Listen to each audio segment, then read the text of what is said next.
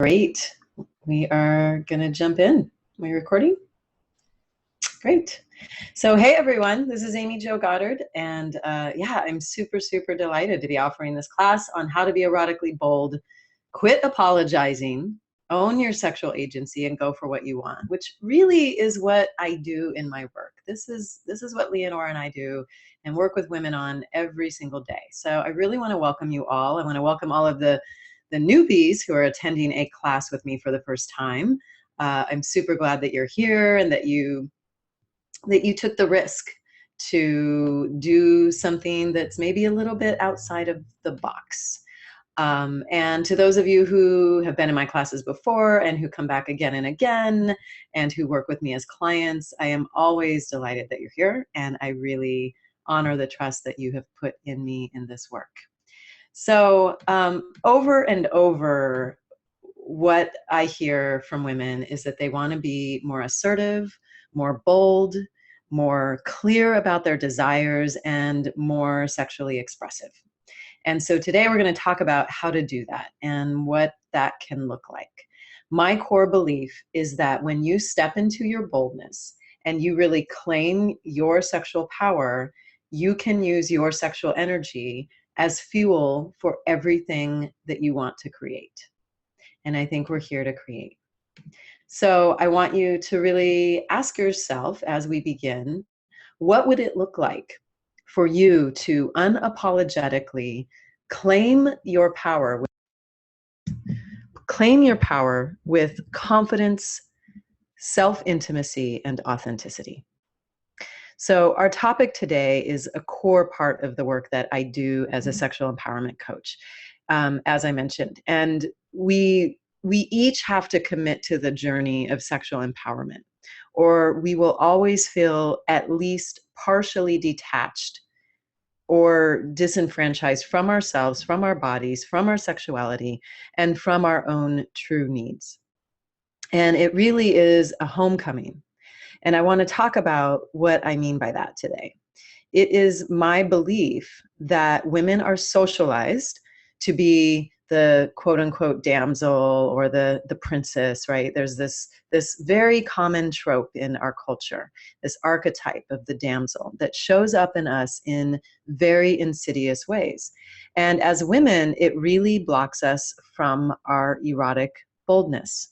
It keeps us in a state of apologizing for ourselves. And I have seen over and over how it stops women from getting what they want.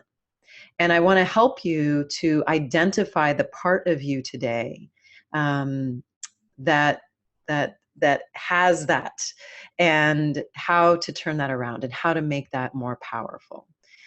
So I'm going to cover several things about damsel patterns and also how to be bold in your sexuality during our time together. We have a limited time. I'm going to teach you as much as I can in this workshop. And I know that for some of you, it is going to just be the tip of the iceberg and that you're going to want more. And before we are done, I promise I am going to give you more information about how to work further on this in yourself, if what I'm talking about resonates with you and for you. So I know that some of you are here because you're really ready to get to the bottom of these patterns. So you are in the right place if you are in a relationship where the power dynamics are keeping you stuck and it feels like lovers and friends are always disappointing you. You're in the right place if you don't ask for the things that you really want in your relationships, and you find yourself wanting others to just figure it out. We'll talk about that. You're in the right place if you have stayed in a relationship that wasn't good for you because you didn't think you could make it on your own financially, emotionally, socially, or otherwise if you left. And if you find it hard to advocate for yourself sexually or otherwise. And if you are ready to be more bold, more sexually assertive, and more dominant.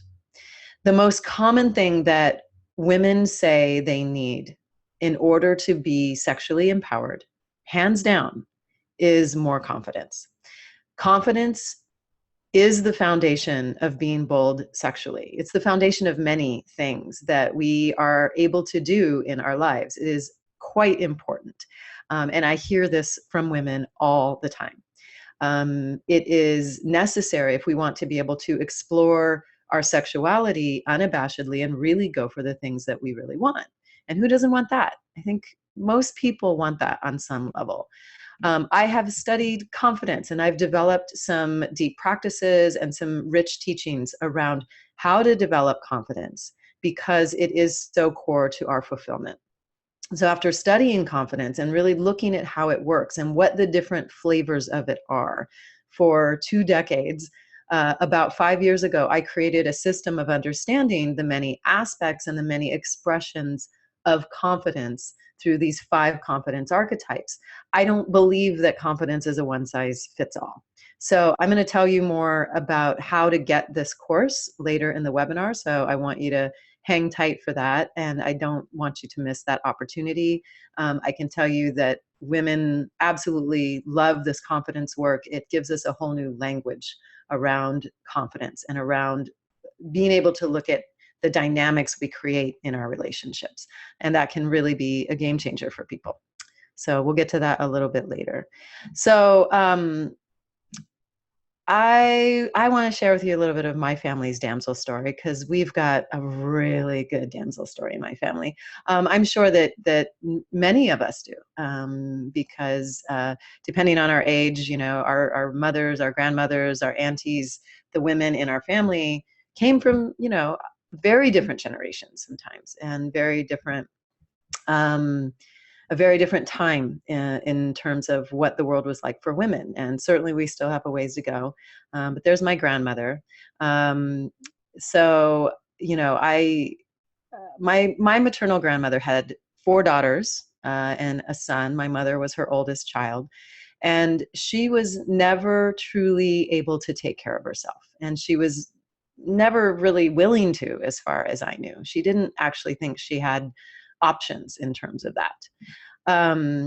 So sorry, I know some of the images you can't see as well, but right here you can see her with her first husband. And she really went from daddy to husband. And in doing so, she sent my mother and my 3 aunts all kinds of messages about how they needed a man and they couldn't really be independent or take full care of themselves. And she actually flat out told them, here they are, that's my grandma on the right, and 3 of her daughters, her son, and then my mom is over on the left, and a bunch of the kids. I'm not in there. But she flat out told them that they would never amount to anything on their own, that they needed to work on finding the right man who would take care of them. Now, thankfully, my mother never told me that. But that is pretty powerful damsel energy that is very alive in my family. And my mother herself has had 3 husbands. She was actually the first person from her family to go to college. And yet, starting there in college, you know, she went away and was on her own for maybe a couple of years. And then she met my father. And so then she literally went from man to man to man. And she never spent time without a man in her life as caretaker, to the point where her 3rd husband was a very abusive man. And she stayed with him for over 15 years until he died because she feared she couldn't take care of herself on her own. So it's pretty deep stuff there. So that's her with the stepfather that I grew up with. In that photo. So some people might think, well, you know, she's from a different generation. My mother's a baby boomer, and I will tell you that regardless, I have seen women do the same exact thing in my generation and even in generations younger than me. And so this isn't about a particular generation. It is about a really clear story that we learn. And a lot of that story does get passed down through generations. So even if we might see ourselves as independent and empowered women in the 21st century, we often carry the legacy of our mothers and our grandmothers' disempowerment and all of the limiting beliefs that they adopted, even as much as they might want to encourage us. And certainly my mother did. And personally, I always claimed my independence, and I saw myself as very capable. And I certainly never felt like I needed a man. And yet, I came to see that that damsel was very alive in me. And I went through some really painful patterns of thinking that I couldn't take care of myself, all kinds of ways that I had diminished myself and played small in my damsel, even if she was a very feminist damsel, which she was, and I have always been. Um, so, you know, as a person who experienced the abandonment of a parent at a very young age, my mother actually left when I was 6, and we were raised by my dad. I learned to leave myself, and I had to learn what it meant to come home. And I had to learn what the leaving was and how to recognize it and how to stop it from happening, how to interrupt that pattern that was so familiar because I lived it so much in my life. My mother left many times, you know, that when I was 6 was the first time. And so that leaving gets anchored in us. Most of us have been through some kind of abandonment. It can happen very subtly, and then the next thing you know, there's a way in which you, in leaving yourself, you're outside of yourself. You're grasping for love and validation, attention, or approval from other people. And that feels inauthentic and it feels unclean. And so there's an emotional ripening that needs to happen when a person is in a state of abandoning themselves in any way. And so since most of us have been through some kind of deep abandonment that can lead to questioning how lovable we are, right? Then that can make us more meek about asking for what we really want, because we're worried that if we ask for too much, we might scare them away and they're going to leave too, right? That's what happens in our subconscious. And so for me, my biggest homecoming happened when I went through my own divorce. And I had to really face the fact that I had been leaving myself in that relationship. I had been expecting my partner to care for me financially, and deep down, I didn't really trust that I could take care of myself. And that was a big part of the leaving, right? That is that damsel that was inside. And when we split up, I was forced to look at myself and my own well-being and my livelihood in a totally new way. And I had to wake up and realize it was time to learn how to do it on my own. And you know what? It freed me. It absolutely did. It set me free to face my own princess and really decide that she wasn't going to run the show anymore. And so, first of all, we need to understand a fundamental belief in order to have a real conversation about this topic. And that is that every American woman is taught to be the princess or the damsel, whether she realizes it or not.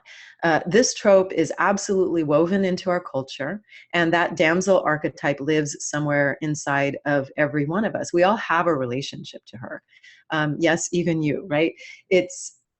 I was someone that didn't think that I had that, you know, and I think that many of us, when we're strong, can feel that way.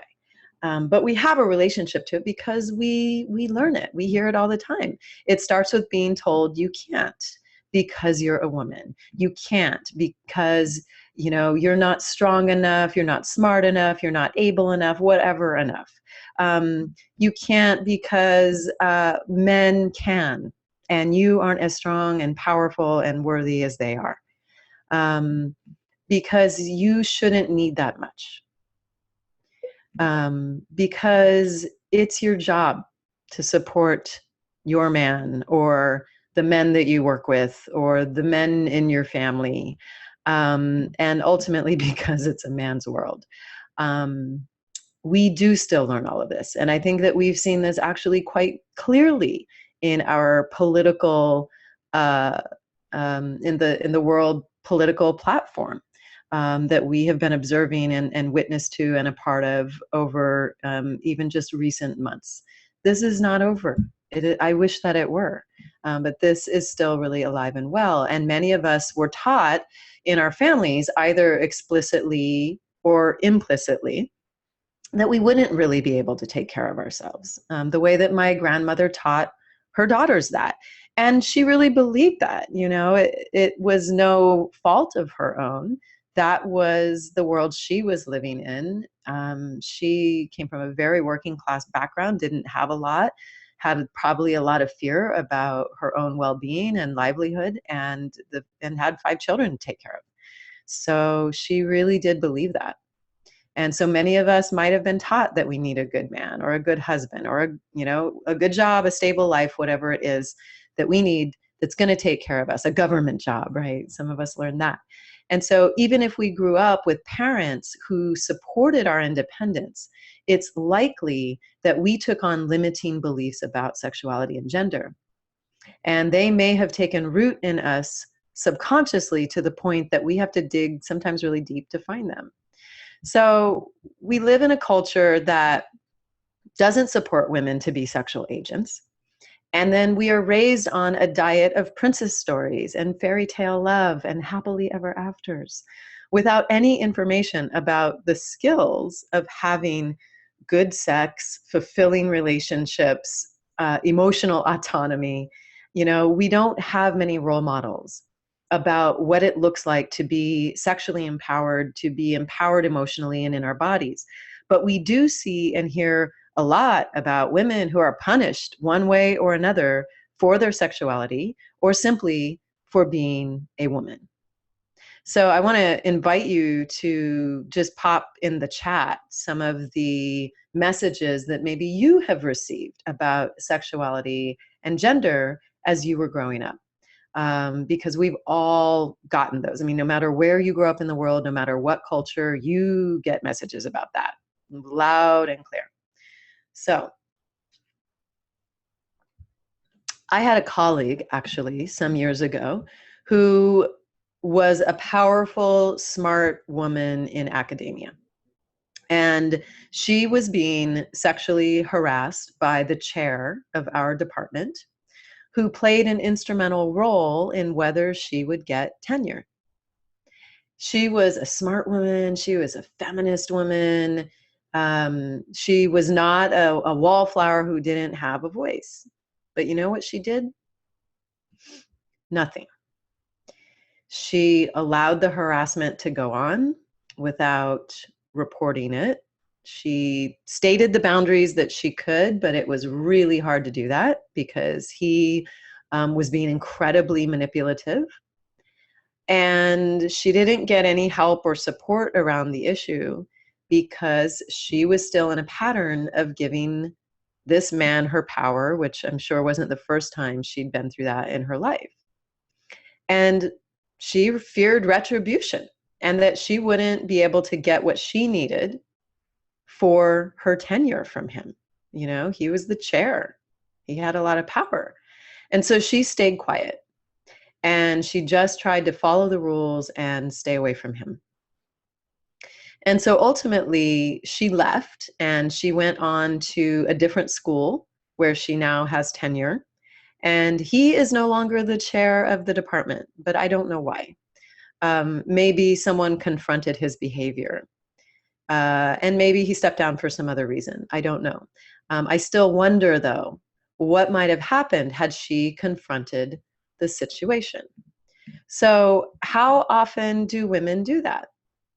I want you to think about a time in your life, and I want you to write this down. If you want to pop things into the chat, feel free. Think about a time in your life when you stayed quiet about something that needed to be said or that you needed to ask for because you were afraid. I want you to write that down right now. Women allow all kinds of things to go on that are not okay because they fear that their needs will not be met or something will be taken away from them. And I'm not saying that fear is not sometimes founded. It absolutely is. I mean, my colleague had a reason to have that fear. And she did the best that she felt she could in that situation, as unfortunate as it was. And I've seen this many times with very powerful people in my life. They stay quiet, they back down, or they learn to manipulate situations under the radar rather than boldly claiming what they want. And often they will people please so that they will be liked, or they'll kind of take care of themselves in that way. So I'm just checking in on the chat. Men want sex and women are the gatekeepers. Sex is more emotionally risky for women than men. If a boy is mean to you, it means he likes you. Yep. I was given the message that I had to be pretty and attractive to get a good man. Yeah. Oh my gosh. I mean, I think the number one thing that women and girls learn from a very young age is that it's our job to be pretty and sexy. Absolutely. We absolutely learn that. It's unfeminine for women to initiate in sex and dating because it intimidates men. And then sometimes we don't share our feelings for fear of rejection, someone says. So, yeah. Okay, so now I want you to think of a time when you wanted something sexually, or you stayed quiet about something sexually, where you did not get what you wanted and what you needed. So something in the sexual realm where your silence kept you from getting what you needed. And it might have even put you at risk, right? When we're talking about the sexual realm, sometimes there's a lot of risk involved for people. So someone else says, having male partners who didn't want to use condoms and I went along with it. Yeah, I think that's a big one for women. Not being able to really set the boundaries we need around safer sex and taking care of ourselves, being pushed to do things. That's definitely happened to me. It's happened to a lot of people. So I want you to imagine how your life would be different if you didn't stay small and quiet. Even strong women like my colleague can have a hard time speaking up and will fall prey to, some of that like damsel think, right? Where you think you need a man to take care of you, and you can't stand up to him. And I want to help you identify your own patterns around this. And the good news is that you learned that somewhere. And what that means is that then you have the power to unlearn it and to change it. We learned this. This is not innate. This is not something we came in with. So many women think that they have to people please, to keep people around, to get the love that they want, the attention, the goods, the money. They do it at work. They do it at home. They do it in their marriages, with their families, and with their friends. There is so much people pleasing in the long list of ways that we give away our power sexually, and certainly in all other areas of our lives. And that damsel is very present whenever women play stupid or they dumb themselves down so as to not make their date or their lover feel bad, or make someone else in the room feel like they're not smart. There's all these insidious ways that we take care of other people. And the damsel is big in women who are used to using their voice to talk a good game about how powerful and independent they are, not fearing confrontation, right? Being bold in many ways. But underneath it all, they don't make enough money to pay their bills, or they're always in a state of needing help, or they put themselves in a position to need to ask permission to do things. They rely on their partner. They're in a toxic work situation, or they go into passive aggression, disappointment, or resentment when their needs aren't met. And that's not a powerful way to do that. And the unfortunate thing about this is how it keeps so many women stuck. It keeps women where they are, right? And it has what often will happen is a woman will go to this place of entitlement when she's not getting her needs met, and even get angry when she doesn't get what she wants, and she'll be in this place of thinking she deserves it, but that it should just be figured out and it should just show up, right? And so there's also like this kind of victim cycle that can happen here. And it plays out in all kinds of ways: not wanting to pay full price for things, running the same pattern of never having enough. And that pattern of never having enough is directly rooted to not feeling worthy or good enough. And this is, I think this is fundamentally underneath this in women. And it is fundamentally the basis for why so much people pleasing happens. So underneath it all, many women running this damsel energy don't think they're worth it. And so you have to ask yourself, what do I believe about what I have to do to get the things I really want?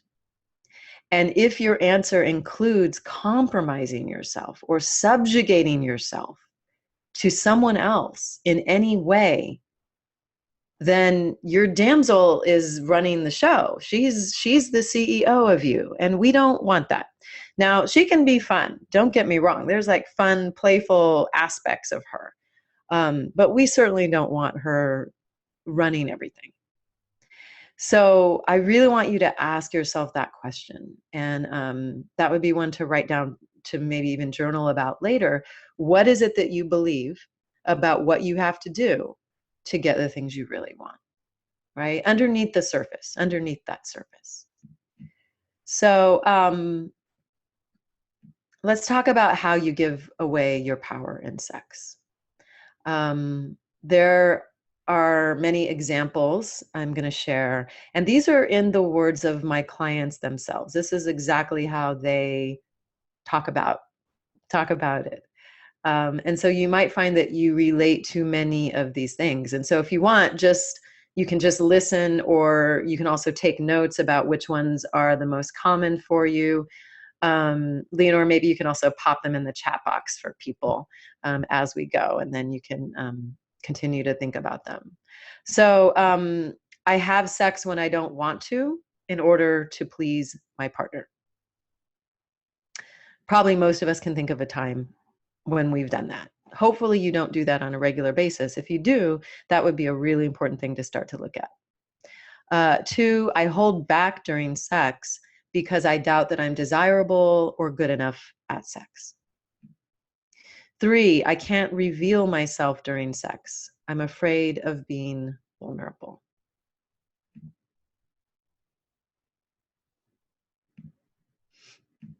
4, I don't tell my partner what I do and do not want. I stay quiet about my desires. If I do ask for what I want, I often feel guilty or selfish, and I am unable to enjoy receiving. I think that's a real common one. It's like we break through the barrier and then we still feel bad about it. 6, I dissociate during sex. I'm so checked out, I let my partner do what he or she wants to me. It's like I'm not even there, or like I'm watching myself from the outside. It's a big one, and there's a lot of reasons why women dissociate in sex, and a lot of times it's a self-protection. It's a self-protective mechanism. And again, it's not to say that these things are always wrong. Sometimes we're doing things out of self-preservation, but it's very, very important that we look at these patterns and look at the ways in which we are not showing up powerfully in sex, and look at how we can begin to shift that. 7, I use sex as a tool of manipulation to get what I want. 8, I'm scared because I want to explore and my partner does not. And that might mean I will lose them. And so this is when that choice of, am I going to choose myself or am I going to choose the relationship, comes up. And that is unfortunately, a common choice that people face. Am I going to stay in this relationship and forsake myself or forsake my sexuality and my sexual desire? Or am I going to leave and really choose me? A few more here. So I worry that I'm too difficult to please and I take too much time to climax. I'm afraid of being judged as dirty, freaky, or slutty, etc. So I hold back what I really want. And a very, very common one, number 11, I fake my orgasms.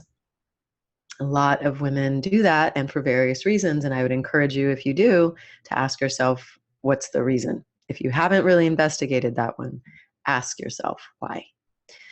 12, I take the passive role and let my partner be the one who initiates because I don't feel confident doing it, or I feel like he should be the one.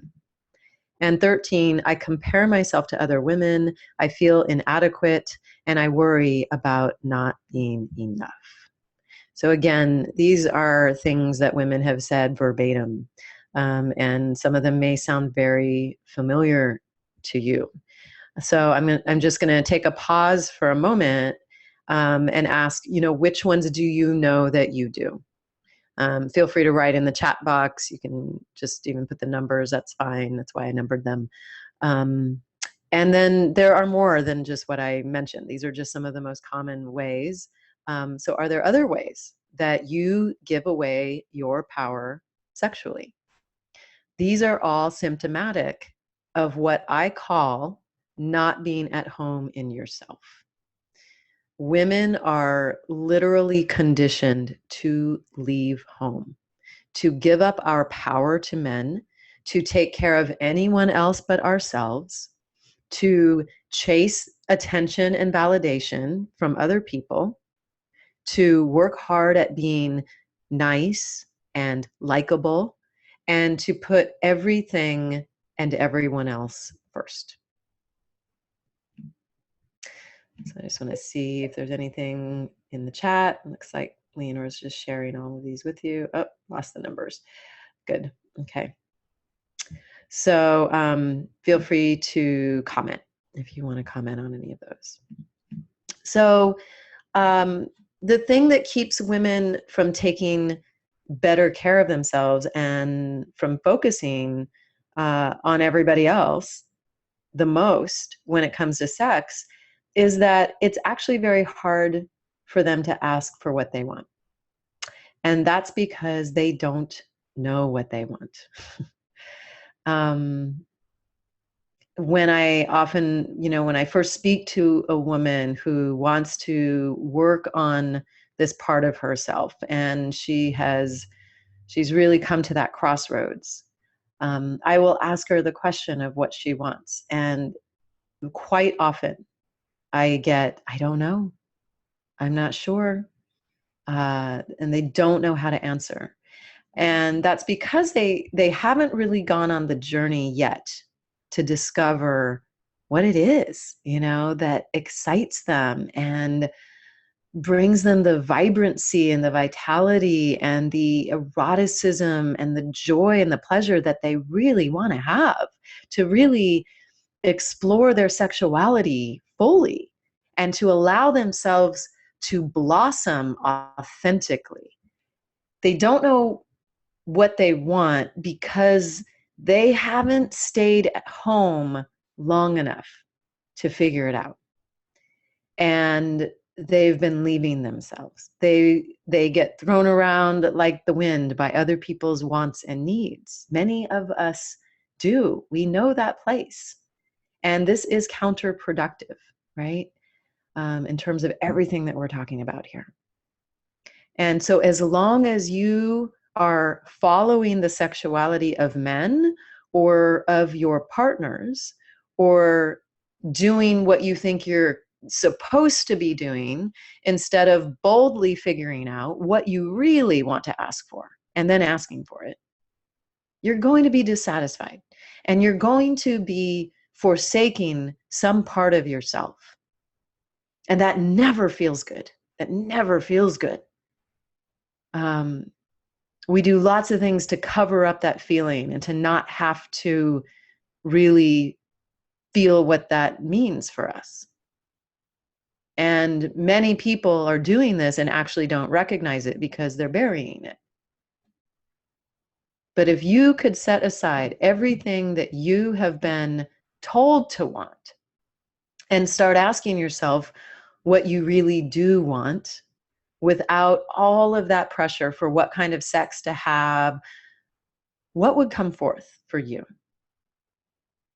That's the question I really want every woman, all of you, to ask yourself if you haven't asked yourself before. And it's a hard question sometimes to answer because there's so many outside forces telling us what to want and who to be, and so many influences around our desire. And so this is a process that takes time. And if you are used to taking care of everyone else and not speaking your own needs, there's a little bit more to dig out for yourself. It will take time if you're really not in touch with what you like and what you want sexually. And as you find things that you enjoy, I want you to pause and I want you to do them for longer. Do them more, do them for longer. Tell your partner you like them. Oh, I like that. More, please, right? Stay there, explore it. See what evolves from that thing, whether it is a way that you like to be touched, approached, or talked to, or a way that you like to be fucked. And make sure that your partner knows not just what you like, but what about it you like. Here's what I really loved about that, right? This is what that did for me. Because the more they understand about it, they're going to be much more apt to do a repeat performance and revisit that super sumptuous, delicious place again with you. They're going to want that. Encouragement will always work in your favor. So, and sometimes you need to just explore on your own, right? It's about exploring it on your own and then showing your partner the things that make you feel most alive and most erotically authentic. And so when you stop doing the expected things and you start having sex and being a sexual person in the way that actually feels right for you, that is erotic authenticity.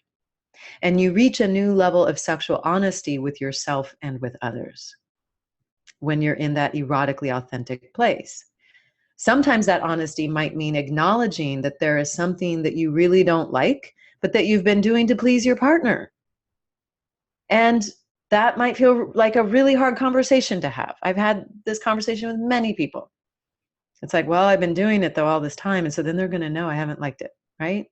But you've got to stop that and find other things to do or new approaches that might work better and be more enjoyable for you. Because if you're there, you need to be enjoying it too. It can't just be about your partner. And sometimes you might need to acknowledge something that you really do like that you've been holding back and you've been hiding from your partner because you fear that they're going to judge you. And that is a big fear that a lot of people have. So as you stop leaving yourself sexually, you can be more erotically authentic and more sexually honest.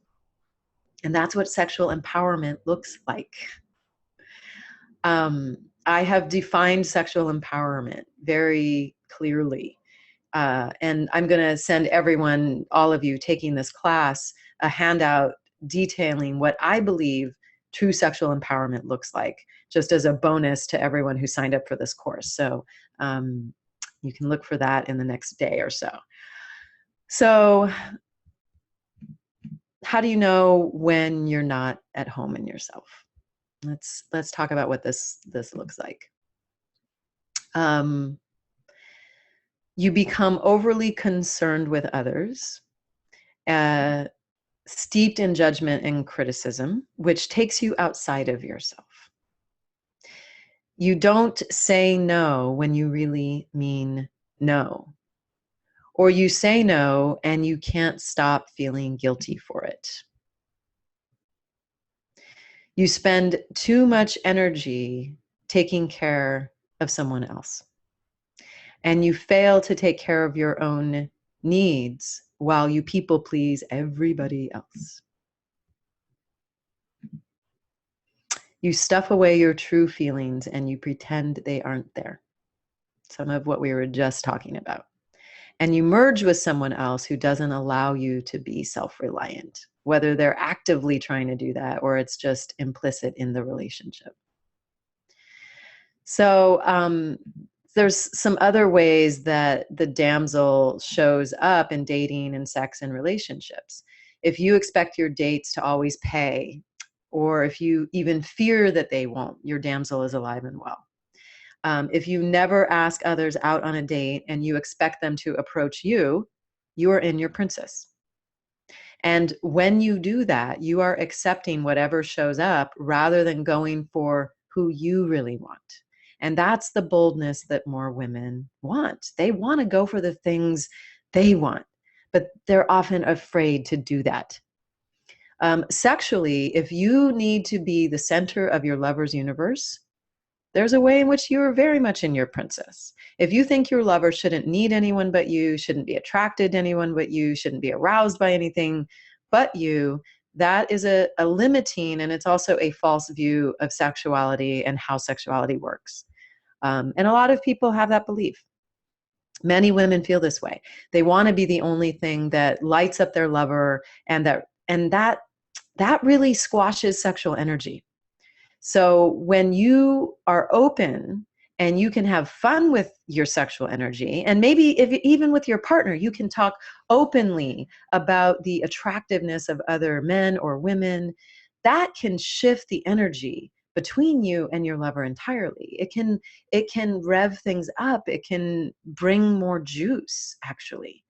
And I know that not everyone is comfortable with that, and that's okay. You are exactly where you are, and it's okay. Give yourself permission for that. But this is an important thing to track your feelings about. What is the fear? And a lot of times the fear is, well, I'm just afraid they're going to see something better and they're going to leave. And the truth is that people could do that every day anyway. Any day that could happen, any day. So in the bedroom, if you never ask for what you really want and you expect your lover to just figure it out, and then you get mad when your lover doesn't know what to do or what you want, that's not powerful, right? And that is a real damsel pattern. If you get frustrated because they just don't get what you really want, and you continue to not communicate it to them and want them to read your mind or figure it out, and you go into that quiet resentment, it's really time to take control. It's time for that boldness. So if you feel constantly disappointed and you bitch and complain about everything that's wrong and why, right? Again, damsel's running the show at that point, because that damsel energy is the poor me. It's the victim part of yourself that thinks that other people owe you something, and she hasn't really taken full responsibility for her life or her sexuality yet, right? So your high expectations keep you in that perpetual state of disappointment. And so what would it mean for you to remove disappointment from your emotional vocabulary? When I identified how strong disappointment was, because I learned disappointment from a young age. My mother was, her leaving was the biggest disappointment of my life. That's pretty disappointing for a little 6-year-old. So I really started to ask myself this question, and I spent a year with this on the wall, really asking myself what that could look like, and could I let go of all forms of disappointment? And that helped me tremendously. So I really want you to write that down. I want you to journal about this question later. It's a very deep inquiry. And if you feel like you want to do that too, do it. Post it on your wall. Really consider what that pattern around disappointment is for you, and what it would free in you if you could let it go. If people cease to disappoint you. Because there's a way in which when we let go of the disappointment, it opens us up for true acceptance. And that means with ourselves, with other people, with every situation. There's a way in which we can show up in a place of acceptance, which gives us far more peace and far more pleasure with ourselves and in our relationships. So let's talk about coming home. When you're not in your damsel, you can be at home in yourself. And so what do I mean by coming home? Home is not a place in this sense. It's a state of being. It's where we are inside.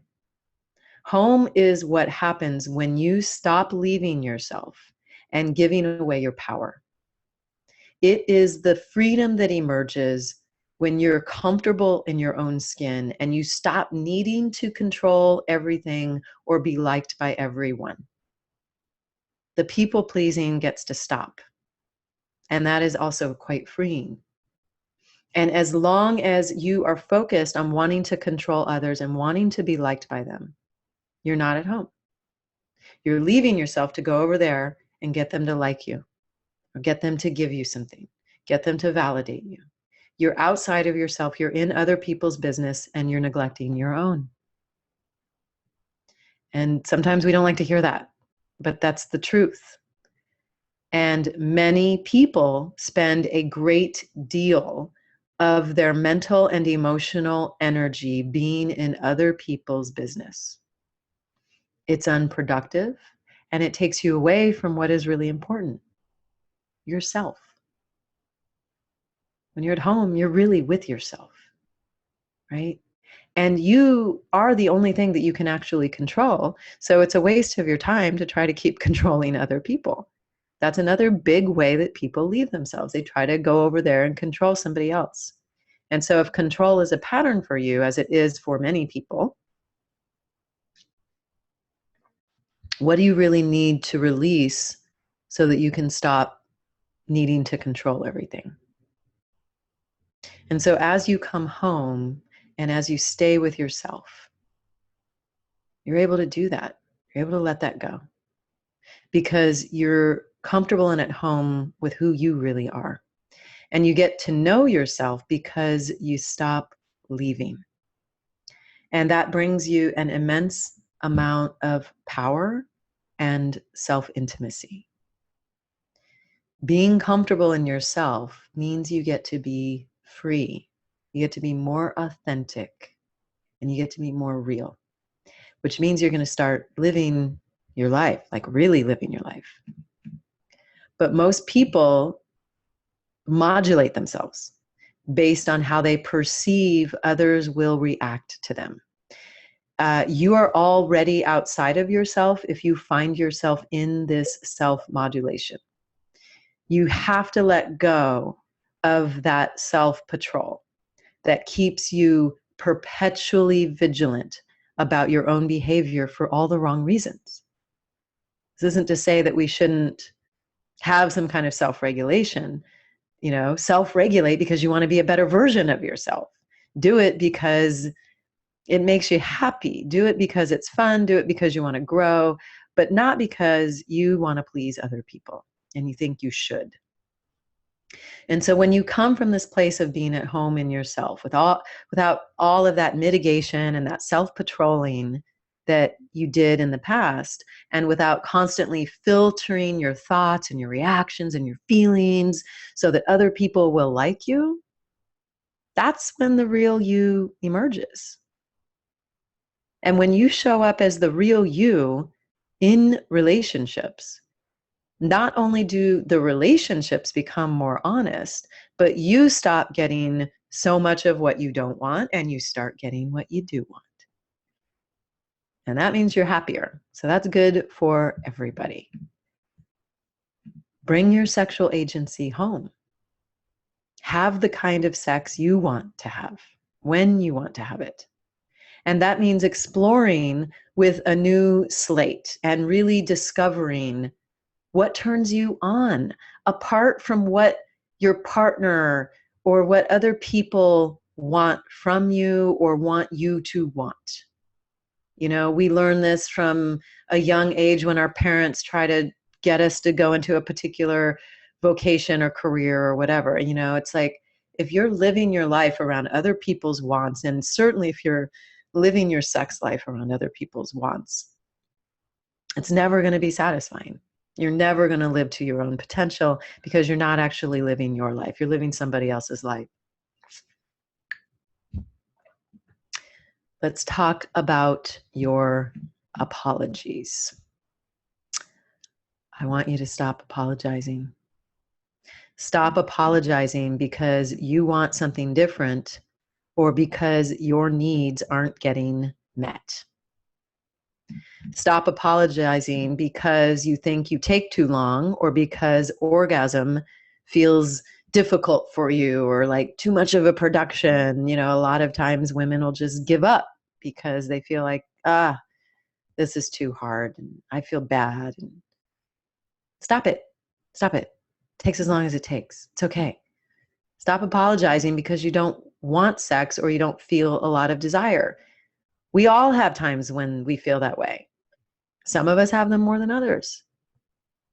If you want that to change, that's a different conversation. But you don't need to be apologizing for it. Nobody should be having sex when they really don't want to have sex. You don't owe it to your partner, your husband, your girlfriend, your whatever, significant other of 20 years. I don't care. Stop apologizing. Learn how to set your boundaries in a good way. Stop apologizing because you think you've done something wrong or you feel bad about who or where you are sexually. Wherever you are is where you are. That's okay. And if you want to be somewhere else, then it's time to do something about it. But stop apologizing. It's not powerful.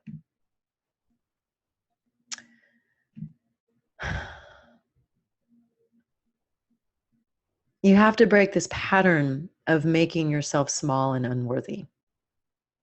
You are worthy.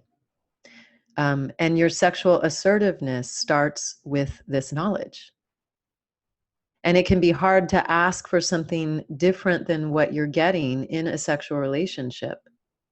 But once you break the ice, once you do it once, and you start to get something a little different, get some results, get a helpful or positive response from your partner. You get, or your partner even meets you halfway. What a concept. It becomes much easier. So sometimes it's just about breaking the ice. And a big part of our sexual evolution and growth is learning how to talk about sex. In my programs and coaching, this is always one of the benefits. My clients learn how to talk about sex because we do it regularly and I model it. Most of us have not had this modeled. And it's so important to learn how to talk about sex. And you also have to know what's inside of you and what you want in order to actually communicate. And so I'm asking you some difficult questions today. These are not simple questions to answer, most of them. I'm asking you to ask yourself the deeper questions, because the more you understand what's inside and what's going on, the more authentic your communication can be. You know, if you're lying to yourself, of course, you're not going to be honest with your partner. And so sometimes facing what is inside of you can feel really hard, and the pain and the confusion, sometimes the trauma and the emotions can feel like too much to handle. And so you might run away from yourself. So you don't have to feel those things. You don't have to feel those feelings. You don't have to remember the things, the memories. But eventually you do have to face those parts of yourself that you've been running from. We all do. And the beauty is that it will free you. And so it's time to call yourself back home and find your way. Your warrior or priestess must answer the call inside of you, right? This is your own hero's journey or your heroine's journey. I had to throw some Wonder Woman in there, right? It's the journey home to yourself. That is the way. That really is the only journey that matters. All of the other stuff is external. And so in my work, I take women through the actual process of sexual empowerment and self-empowerment and coming home to themselves. And truly, it is a miraculous journey, a fulfilling journey, just beyond any I can imagine experiencing with women. And I have watched thousands of people transform their sexual lives and their intimate relationships. And I've seen what that looks like. And so when a woman chooses this journey and has a true inner desire to step into her full erotic potential and her boldness, here are some of the things that change for her. You cannot be a victim and be empowered at the same time. I say that all the time. And the women in my Fire Women program recently had a debate about this. Can you be in both places? I don't think you can. I don't think it means that every day you're in one, but we really have to look at what are we leading with? What are we leading with? Oops, that was supposed to come out. There we go. Go back. So the bold sexual woman, she stops playing small. She stops apologizing for herself or feeling bad about her desires. She embraces her body right where it is, and she chooses to befriend it. Are you a friend to your body? Or do you pick on your body? The bold sexual woman learns to ask for what she wants, sometimes in a very direct way, sometimes in a flirty and playful way, sometimes more quietly, but she learns to ask and to get the things that she wants.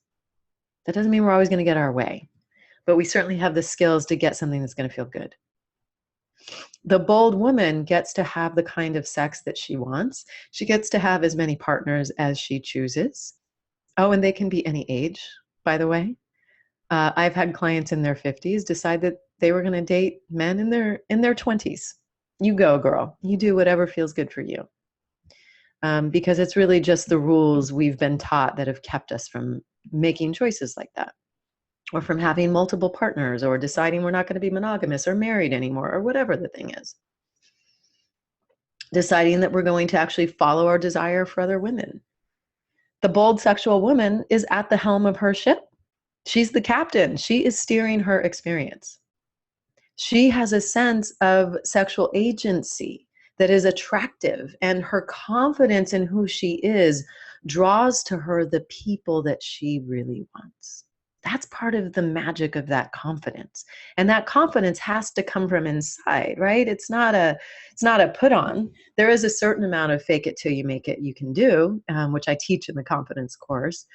But it has to come really from the inside. And when it does, the things show up that you want to attract, right? She explores her fantasies. She stops being led by others, and she chooses to do the investigation into her own desire required to have fulfilling sex. And she isn't afraid to play out her fantasies. Amazing, right? Yeah. The bold sexual woman quits the people pleasing, and she starts living in her full authenticity for herself. I love when this happens in my clients. They become far more powerful, strong, fun, open versions of themselves. It's amazing when that part gets shed. The bold sexual woman knows that it's her time. It's her time to explore. It's her time to come home to herself and to her own sexual power and agency. She knows she is a powerhouse. And so what does this mean for the bold sexual woman? It means that she's going to have better relationships. It means that she'll have the work that she really wants, and she'll make the money that she deserves. She's going to have the best sex of her life. She's going to achieve the success that she wants on her own terms. And she's going to speak up for herself, and she's going to stand for herself. You have to stand for yourself. And that doesn't mean that sometimes we don't need other people to stand for us. We do. We absolutely do. But we also have to learn to stand for ourselves. And so, how would it make you feel to have all of this? So, I want you to write this down. What core feelings or internal shifts would you need for all of this to be possible? So, again, you can do that inquiry later. But if there's anything you want to pop into the chat about that, because there's probably things right off the top of your mind that might be there. What are some of the core feelings and internal shifts that you would need to make, the feelings you need to have, the shifts you need to make for all of this to be possible?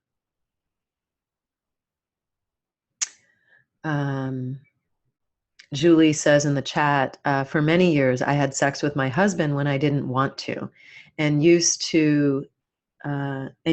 sex to get what I wanted. It was a trade-off for having sex that I didn't want. It was also a trade-off for peace in the relationship.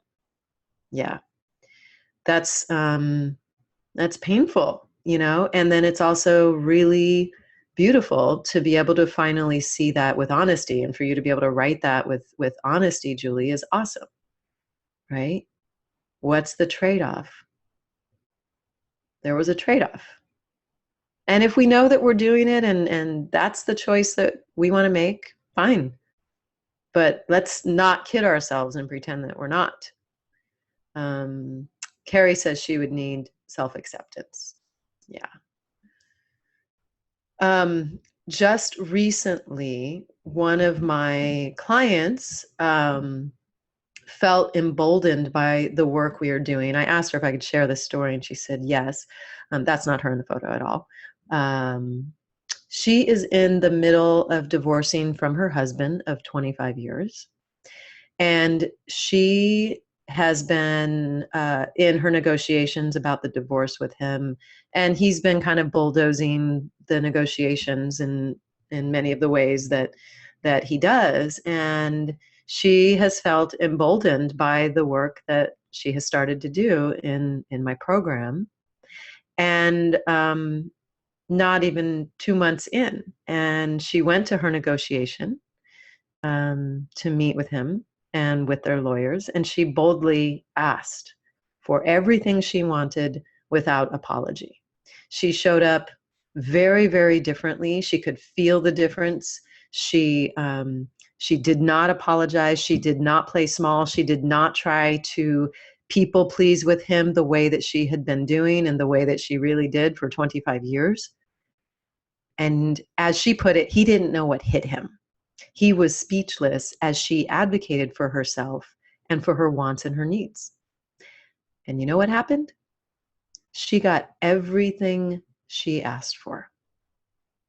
And more importantly, she found a new voice inside of her, a new strength in herself. And she showed herself what she was capable of when she stood for herself. And now she knows that from here out, she can approach it differently. She can stand for herself and use her voice differently. And she certainly does not need to allow him to diminish her ever again. He's done that enough. And this was after, like I said, being in my program just for about the first month and a half. And so my expert opinion, and I look forward to seeing what will happen, is that her next lover is going to be worlds apart from this, right? Because she's going to find the partner who's going to meet her where she is now, who's going to love and appreciate her because she's in a place where she will not accept anything less.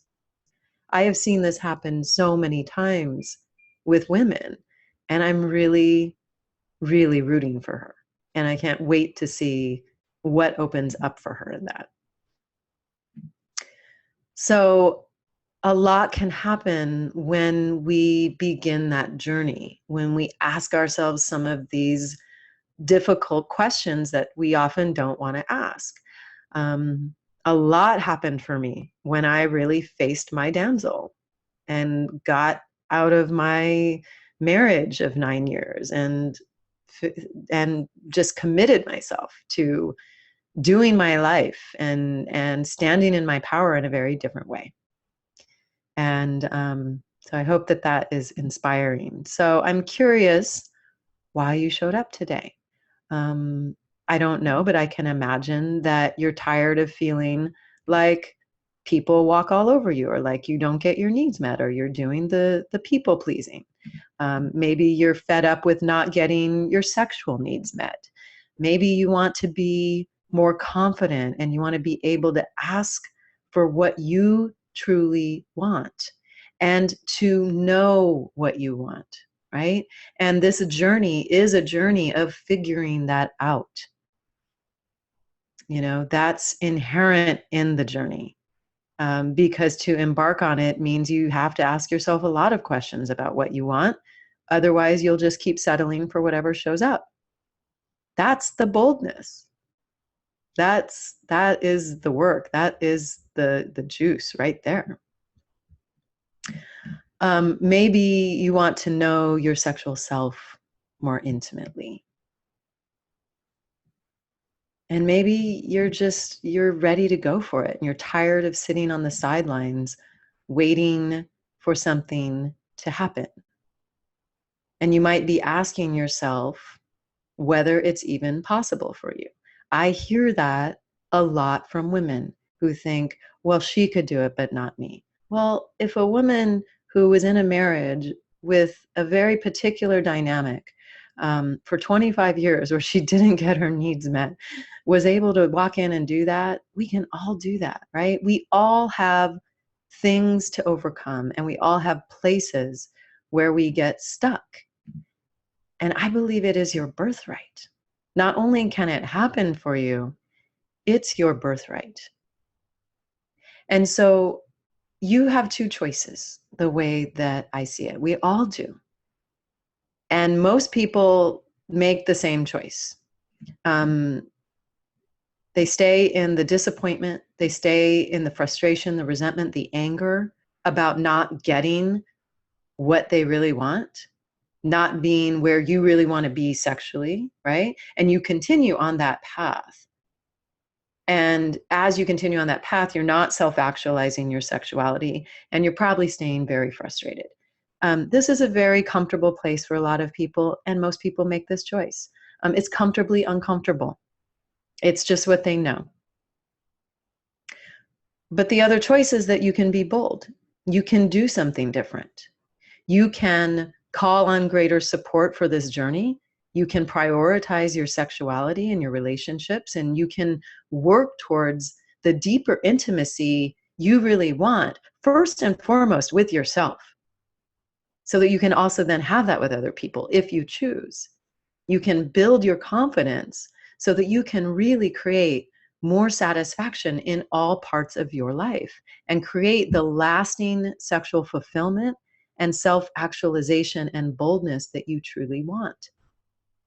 You see, boldness comes through practice. We have to just get a little bit of courage to try it, and then it has to become a practice, right? And the more support we have around us, the more we're able to continually be bold. And so the choice is yours. And I'm sure that you know what I hope that you choose. I hope that you choose the confidence and the satisfaction and the boldness. And so if you choose that, I want to invite you to be a part of Firewoman, which is my 9-month program where we go on a journey of deep sexual evolution.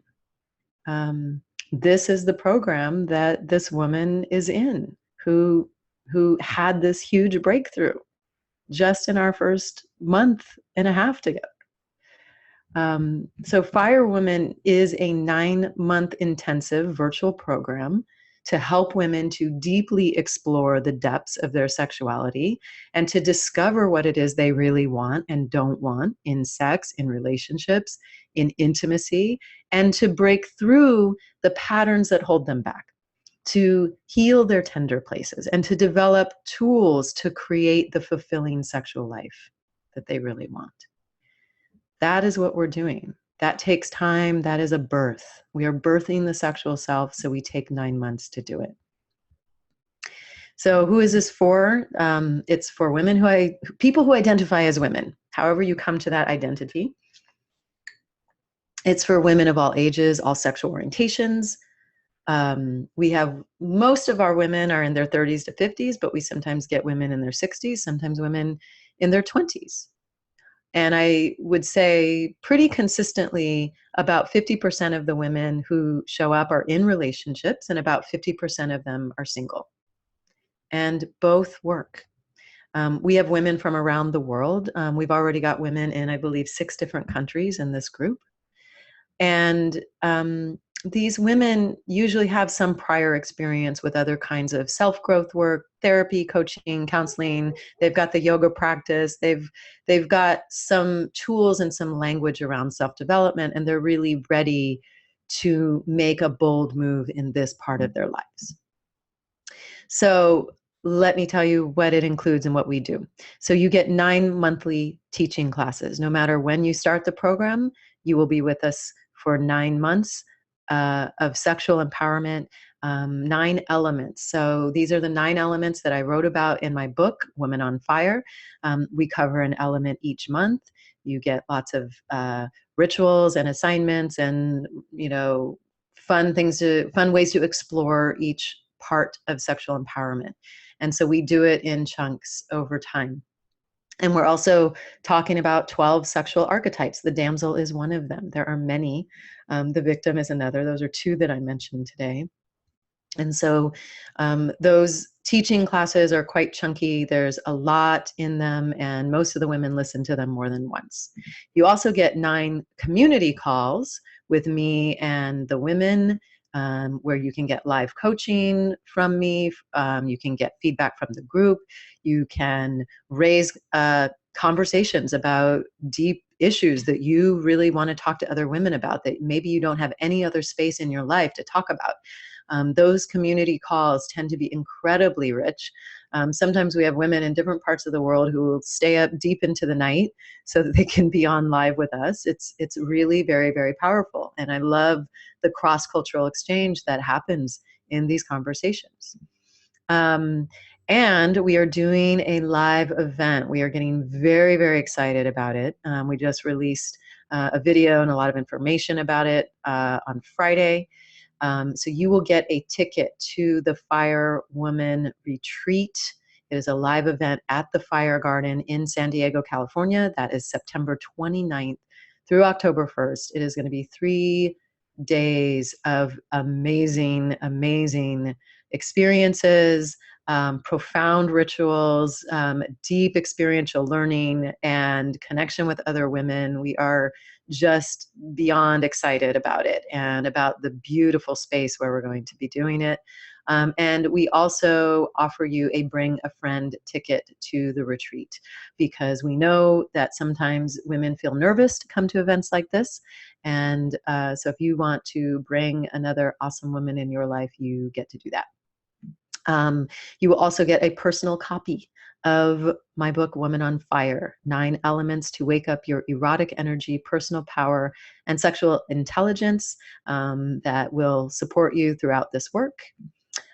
You will get membership to our online portal, where we keep tons of resources, all of your assignments, the call recordings, and other class materials. We organize it very, very well so that you have access to everything that you need. And then we also have a private Facebook group, and you will have membership to that private Fire Women Facebook group, where there is a lot of dialogue amongst the women and a lot of connections which are built.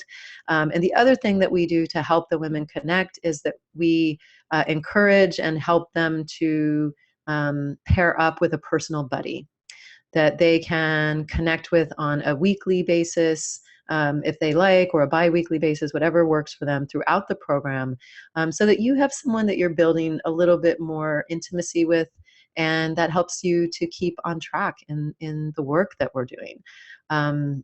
Sometimes the women who become buddies are still doing buddy calls like years after my programs end. I've watched that happen, and they certainly often create really rich friendships out of that. So it's I think, a very important and integral part of the program.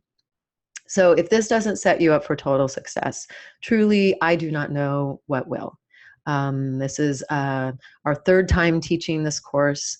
We are really delighted by the women who continue to show up, the diversity of the women, and really the tenacity of the women, and the things that they're really committed to working on and shifting. And many of the things that I talked about today are things that the women are really committed to working on. So if you resonated with the things that I talked about today, they will absolutely be addressed on deeper levels in this work. So Sherry is a woman who did the program in the last group, and she wrote this to me, and I just thought this was so lovely. She said, when I signed up for this course, I was really close to saying, well, fuck it, I'm just broken. It was such a leap of faith for me to join. I felt so empowered in my life in so many ways, and yet my sexuality was just an area in which I thought I was broken. But there was a place in me that knew that wasn't the way it was supposed to be. There was so much knowledge that I had in my head, but I couldn't apply it to myself. There was so much shame around it, so much tension in my marriage. After doing this course, I feel that all of that has cleared away. The path for me to move forward as a sexual person is totally open. I'm so grateful for this work. My marriage is better than it's ever been, and I've been married for over 20 years. This work is brave and bold, and it's life-changing. I'm filled with gratitude for what has happened to me over the last 9 months. So I just love that. And I love this photo of Sherry. She looks so free at the beach, on the ocean, in her Aphrodite energy. So so there truly is no doubt that you will change your sexual life and how you show up in all of your relationships through your work in Fire Women. That is, it has to happen. There's no way.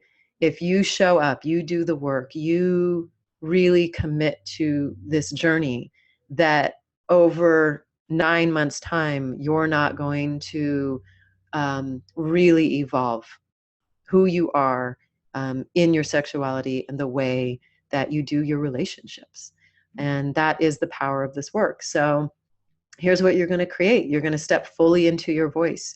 You're going to overcome the beliefs that have kept you small, and you're going to learn clear communication and self-awareness tools.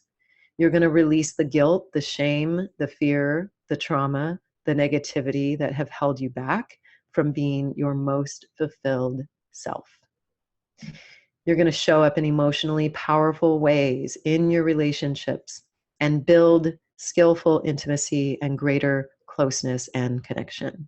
So these are the elements. That's that third element of emotion. The fourth is the body. You'll radically learn to love your body, experience deep pleasure and sensuality, and have vastly better sex. We all must improve our sex lives through doing this work, or there's definitely something wrong. You will, in the desire month, you will gain new clarity about your sexual desire, about your fantasies, and you'll develop tools to meet that desire, because that's the other piece of it, right? It's one thing to get the clarity, and then it's another to really meet it head on and live it. I want you to live your desire. And so then we follow with permission, and we really work on you giving yourself permission to be who you really are, to explore the things you want to explore, and to express your sexuality with full authenticity and clarity. And in our month, when we talk about play, you will develop a more playful, trusting, joyful, pleasure-filled sexuality, and you'll expand your adult playgrounds. I think of our lives as being full of playgrounds. And so we work on that really clearly.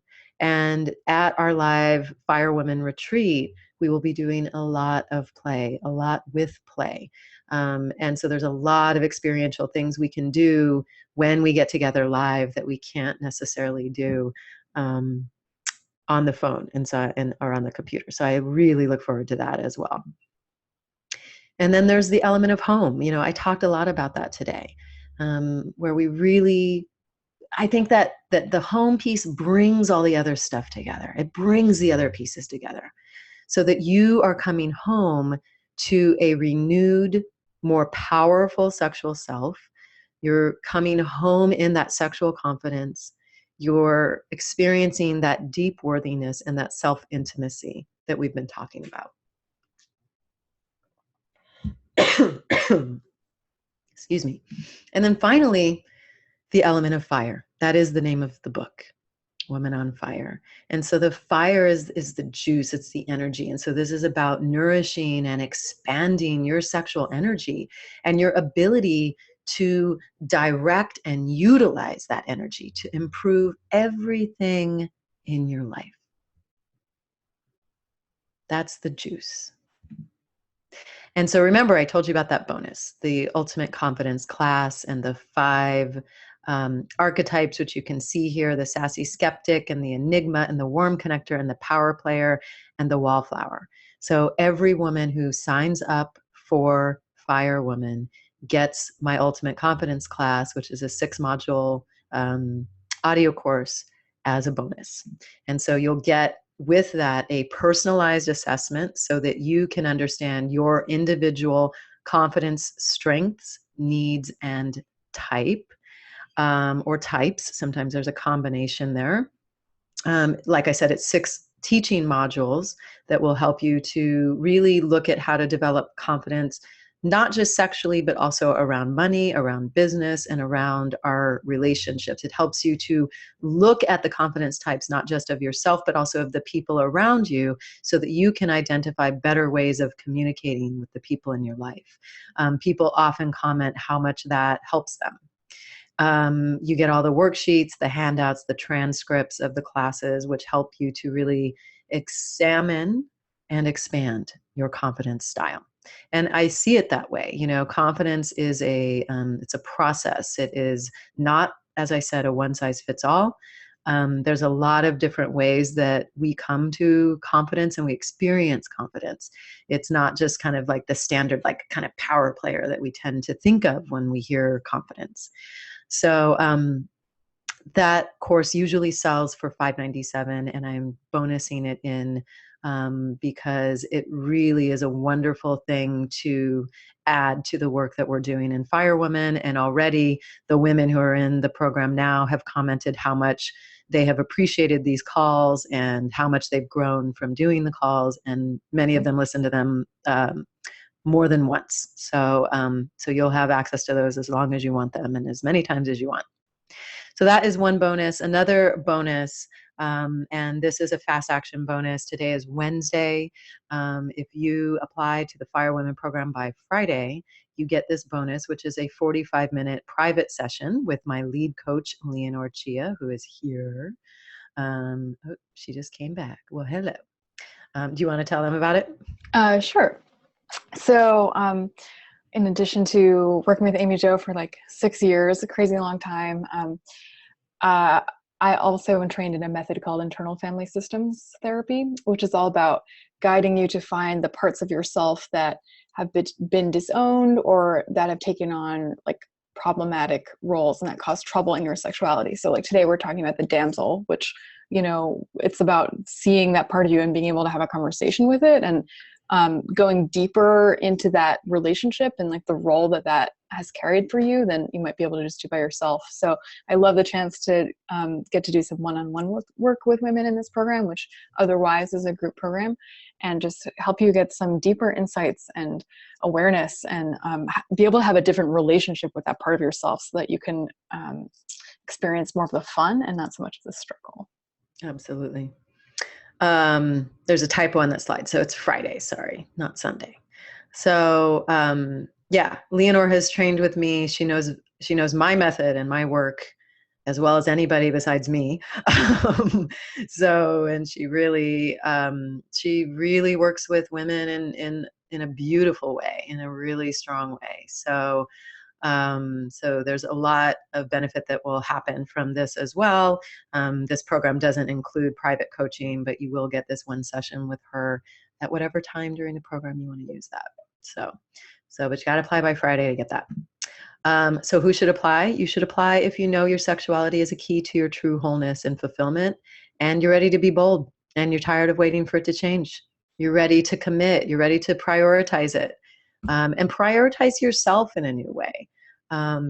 And if you really want to show up for the work, even in the moments when it feels vulnerable or scary, I don't want women to come to this program who aren't really ready to show up for it. And I can say that all of the women who are in it right now, they're in. They're 100% in.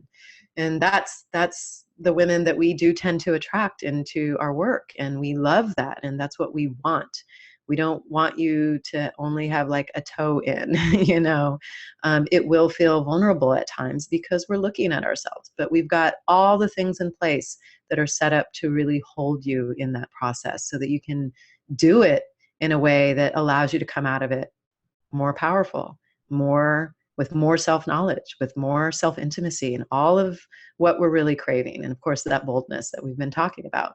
And certainly if you crave sisterhood, oh my gosh, there's so much of that happens. When women come together to talk about sexuality and we are in a process together, it is very, very rich, and that sisterhood is really beautiful, and we're going to really see that at our live retreat in September, and so we really look forward to having everybody come there. So if this sounds like you and you resonate with what I'm talking about today, please apply. So here's how it works. You would apply to the program. It's just like 6 questions you're going to answer. Just so that we can get a sense of who and where you are, what it is you're looking for. And you'll send those in. You'll get a link to me and Leonore's calendars. You'll set up an interview with one of us.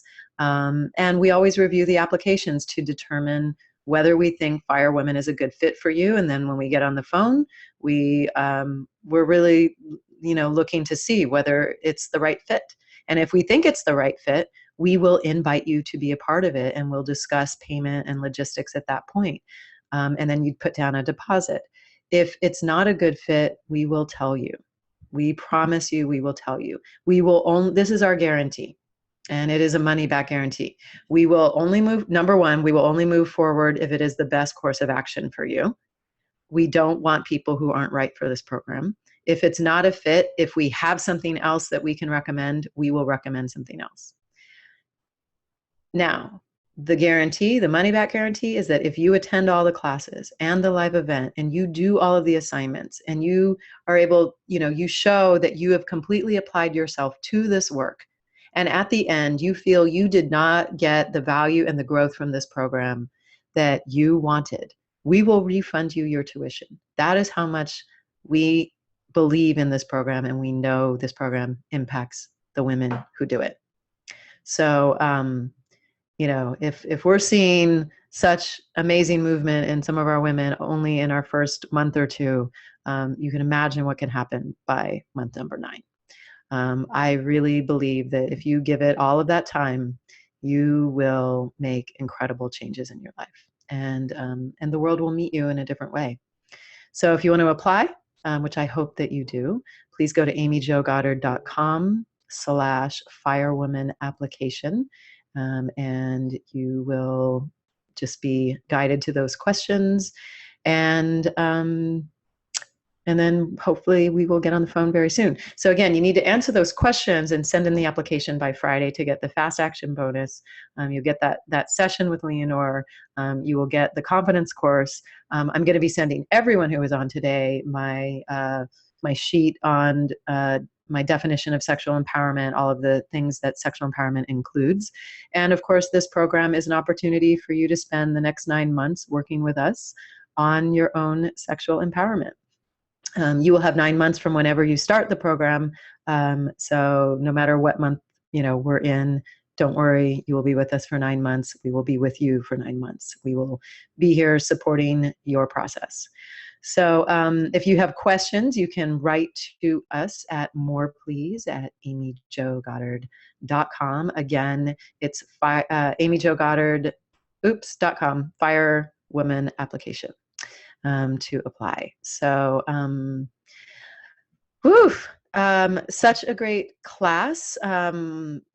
We talked about a lot of things. We would love to hear from you. We always love hearing from you. Feel free to pop us a message if you have questions or feedback, or there were takeaways. Also love to hear them in the chat if anyone wants to pop any final takeaways into the chat before you go.